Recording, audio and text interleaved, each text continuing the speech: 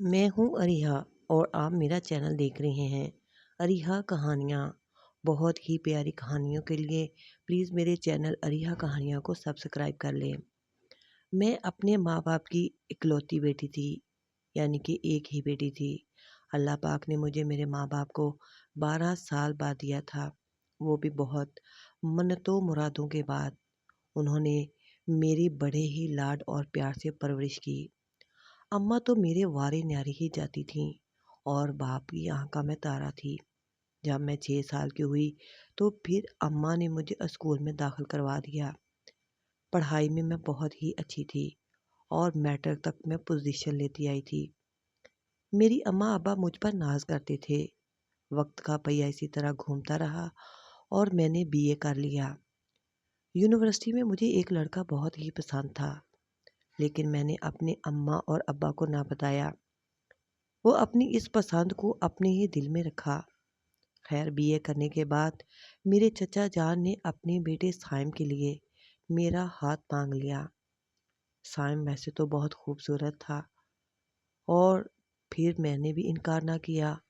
इस तरह मेरा रिश्ता साइम से हो गया। चचा जान ने बहुत धूमधाम से हम दोनों की इकट्ठी मंगनी की। मैं मंगनी वाले दिन बहुत ही प्यारी लग रही थी। हल्के से गुलाबी कलर का सूट मुझ पर बहुत जच रहा था।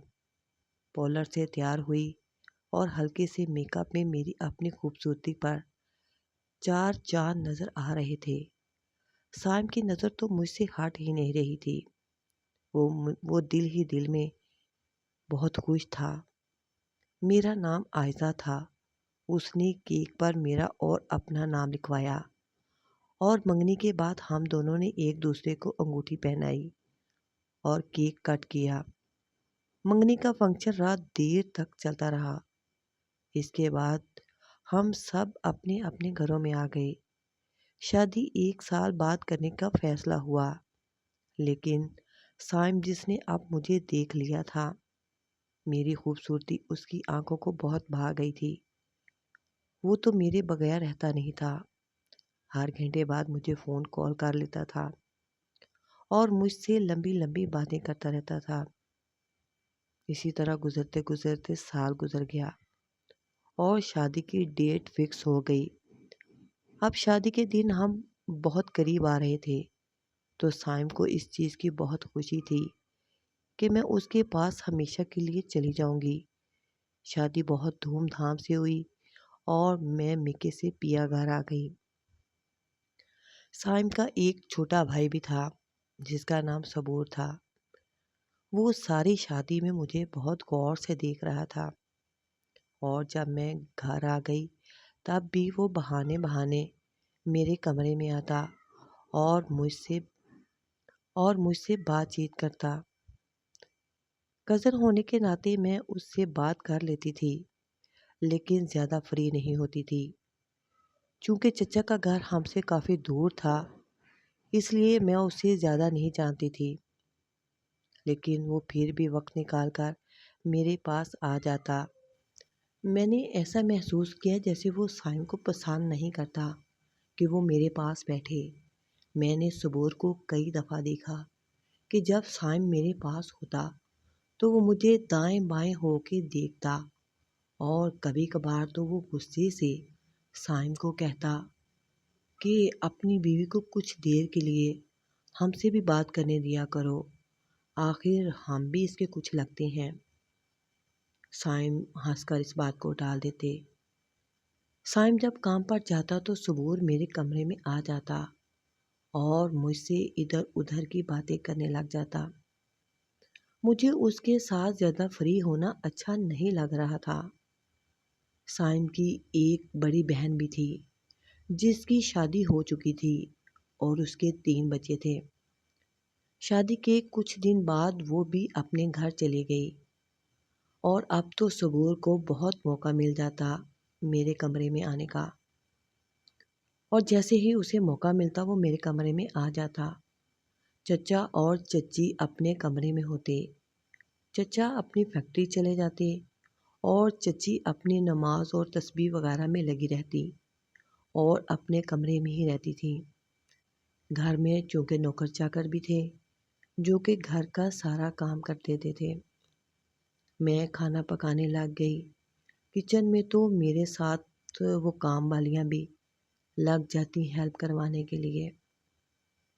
اب میں مزے مزے کے کھانے چچی کو پکا کے دیتی، لیکن صبور کو یہ بھی نہیں اچھا لگتا تھا۔ وہ مجھے کہتا تھا کہ تم کام کیوں کرتی ہو؟ تم صرف میرے پاس ادھر کمرے میں رہا کرو۔ میں اس کے اس بے تکلف رویے سے شک میں پڑ گئی۔ میں سائم کو نہیں بتا سکتی تھی کہ صبور مجھے کن نظروں سے دیکھتا ہے۔ آخر وہ اس کا چھوٹا بھائی تھا۔ ایک دن سائم کو اسلام آباد جانا پڑ گیا کام کے سلسلے میں۔ چچا اور چچی اپنے کمرے میں سو رہے تھے اور صبور آرام سے میرے کمرے میں آ گیا اور مجھے اکیلا پا کر دروازہ بند کر دیا۔ میں بہت ڈر گئی اور میں نے کہا صبور باہر جاؤ۔ اس نے زبردستی میرے ہاتھ پکڑ لیے اور مجھے زبردستی بیڈ پہ لٹا لیا۔ میں نے بہت شور ڈالا لیکن چچی اور چچا سو رہے تھے۔ کسی کو میری آواز ہی سنائی نہ دی اور صبور نے میرے ساتھ وہ سب کچھ کر لیا۔ میں رونے لگ گئی اور صبور مجھے اپنے ساتھ لگا کر چپ کروانے لگا۔ مجھے اس پر بہت غصہ آ رہا تھا۔ اس رات وہ ساری رات میرے کمرے میں رہا اور ساری رات وہ میرے ساتھ یہ کام کرتا رہا۔ میں اس کے آگے بہت بے بس ہو گئی تھی۔ صبح ہونے سے پہلے وہ کمرے سے نکل گیا اور اپنے کمرے میں جا کر سو گیا۔ میں ساری رات کی جاگی تھی۔ میں بھی روتی روتی سو گئی۔ آنکھ اس وقت کھلی جب چچی نے آ کر کہا، عائشہ اٹھو، صبح کے 2 بج گئے ہیں۔ تو میں ڈر گئی اور اپنی حالت ٹھیک کرنے لگی اور چچی سے بولا کہ میں آتی ہوں۔ پھر میں نے شاور لیا اور کپڑے چینج کیے اور باہر نکل کر کھانا کھانے کے لیے آئی۔ رات کے 9 بجے سائم گھر آ گئے۔ میں سائم کو دیکھ کر سہم سی گئی۔ وہ خوشی جو مجھے ہونی چاہیے تھی نہیں ہوئی کہ میں ان کو کل رات کا سارا واقعہ کیسے سناؤں۔ میں چپ رہی۔ اس رات سائم نے بھی میرے ساتھ وہ سب کچھ کیا۔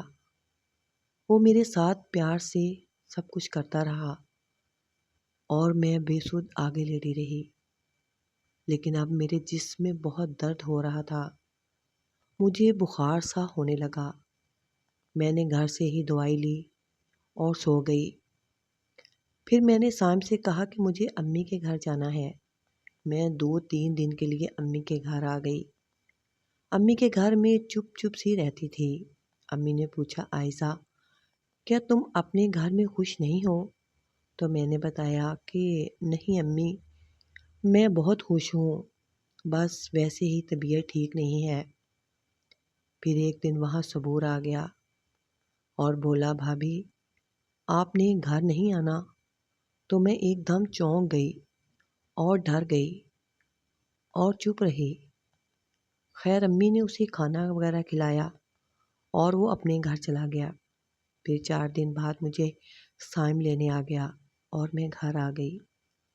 صبور پھر مجھے چھپ چھپ کر دیکھتا تھا اور موقع کی تاک میں رہتا تھا۔ صبح کو سائم کام پر چلے جاتے تو صبور پھر میرے کمرے میں آ جاتا اور سارا دن مجھے تنگ کرتا رہتا کہ میرے ساتھ سب کچھ کرو، لیکن میں بہت انکار کرتی رہی۔ وہ موقع پا کر پھر مجھے زبردستی مجھ سے سب کچھ کر لیتا تھا اور پھر اپنے کمرے میں چلا جاتا تھا۔ مجھے اپنے آپ پر رہ رہ کر غصہ آ رہا تھا اور اپنے آپ سے نفرت ہونے لگی تھی کہ میں کس طرح سائم کو یہ سب کچھ بتاؤں۔ کیا وہ میری بات پر یقین کر لے گا یا یہ سب کچھ سن کر میرے امی اور ابو پر کیا بیتے گی؟ میں بہت مجبور ہو گئی۔ ایک رات میں نے سائم سے کہا کہ سائم، صبور اب بڑا ہو گیا ہے اس کی شادی کر دو۔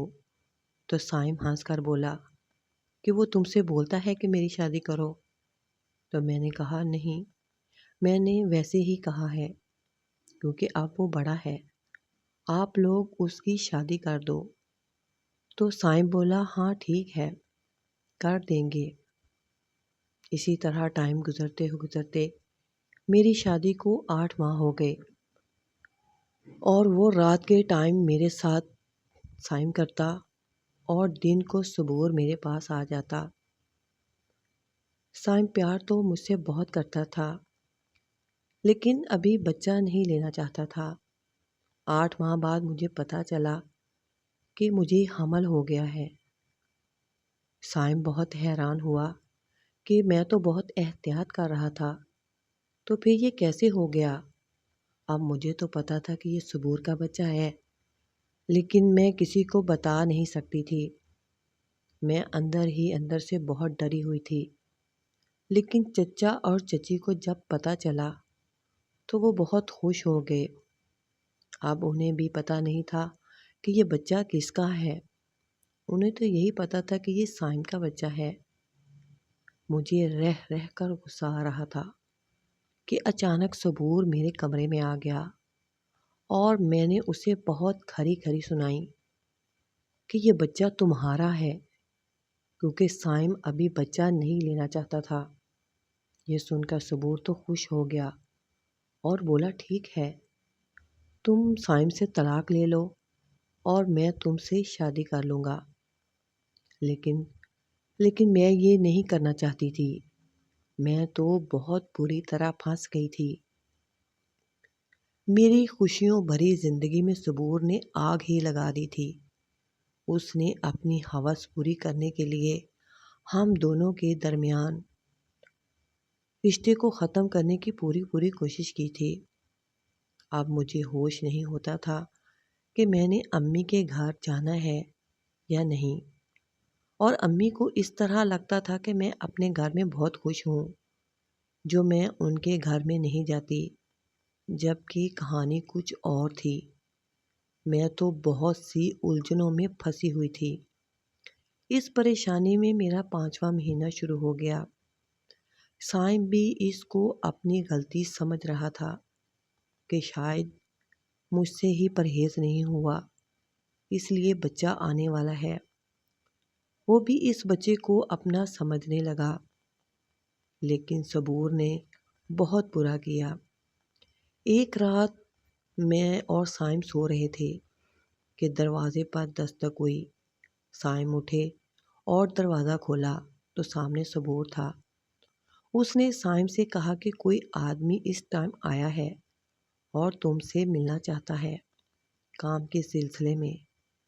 تو اسے باتوں میں لگا کر باہر لے گیا اور وہاں جا کر اس پہ کلہاڑی سے وار کر دیے اور اس کو قتل کر دیا۔ میں اندر سوئی ہوئی تھی کیونکہ میرا 9واں مہینہ چل رہا تھا۔ مجھے اس ساری بات کا پتہ ہی نہیں تھا۔ اس نے صبح تک لاش ٹھکانے لگا دی تھی۔ جب صبح ہوئی تو میں نے دیکھا کہ سائم کمرے میں نہیں ہے، تو میں نے چچی سے پوچھا کہ چچی جان سائم کدھر ہیں؟ تو چچی نے بولا کہ تمہارے پاس تو کمرے میں سویا ہوا تھا۔ میں نے سارے گھر میں تلاش کیا لیکن سائم کہیں نہیں تھا، سائم کہیں نہیں ملا۔ میں نے صبور سے پوچھا تو وہ بھی انجان بن گیا اور بولا کہ مجھے نہیں پتا کہ سائم بھائی کدھر گئے ہیں۔ بہت ڈھونڈنے کے بعد پولیس میں رپورٹ کروائی۔ پولیس نے گھر کے چاروں طرف سے چھان بین شروع کر دی تو کہیں سے کچھ نہ ملا، لیکن کہتے ہیں نا کہ گناہ چھپے نہیں چھپتا۔ جس کلہاڑی سے اس کا قتل کیا گیا تھا وہ کلہاڑی پولیس کو مل گئی اور اس کلہاڑی کے ذریعے وہ پہنچتے پہنچتے لاش تک پہنچ گئے۔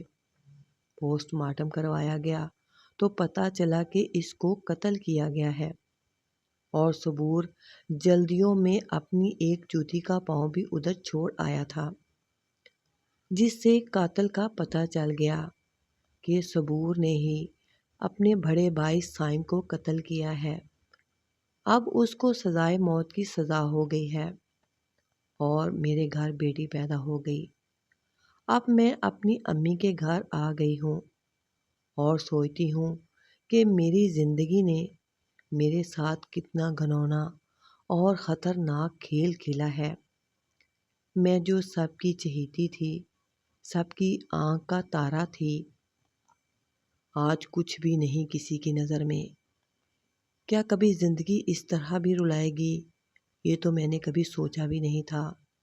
اس بچی کو بے شک میں نے پیدا کیا تھا، لیکن صبور کا سارا غصہ میں اس پہ نکالتی تھی۔ وہ روتی تھی تو میں اسے اور رلاتی تھی۔ میری امی مجھے ڈانٹتی تھی کہ تم پاگل ہو گئی ہو، اتنی ننھی سی اور معصوم جان پہ اتنا ظلم کرتی ہو۔ لیکن کسی کو کیا پتا کہ میرے اندر کیا جنگ چل رہی ہے۔